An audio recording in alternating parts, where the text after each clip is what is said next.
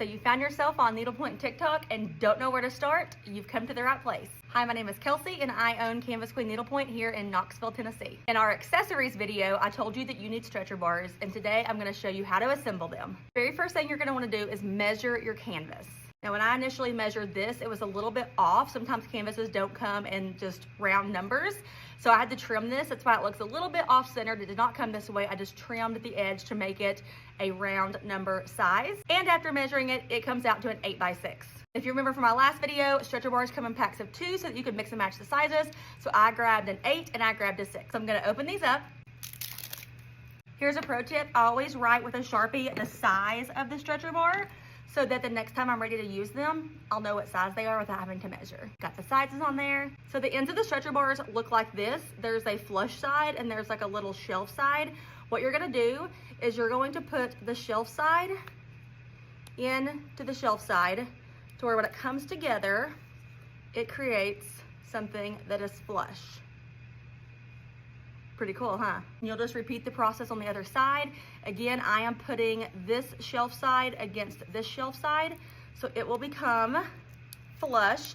Now, I will say, you gotta put some strength into this. In the shop, we use a mallet to really get it down. You can certainly do that at home or use a hammer. I'm gonna finish my last one here.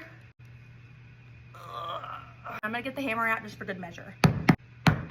You didn't know you were coming to Home Depot lesson today, did you? So now I have my frame, so let's put the canvas on. So you're gonna line the canvas up on your stretcher bars, and you're going to take one of your tacks, and I always go 12, 3, 6, and 9, and then do the corners, and then add in the extra holes.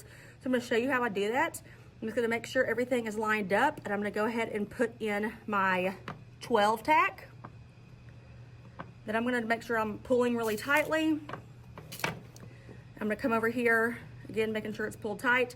I'm gonna do my 3 o'clock tack. I'm gonna come down to the bottom, making sure it's pulled tight, do my 6 o'clock tack.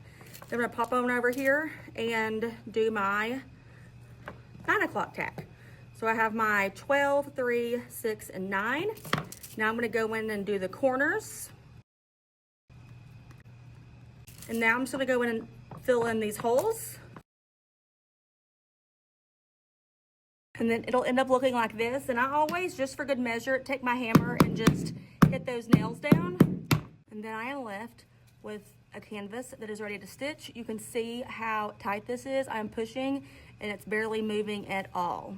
So that is how you assemble stretcher bars. Again, pro tip, cut it down to a whole number if you need to so that it's not hanging off on the sides. It'll fit perfectly. Pull it nice and tight. Do 12, 3, 6, and 9, and then fill in the corners and the other holes. And you'll have a perfect canvas on bars that's nice and tight, ready to be stitched.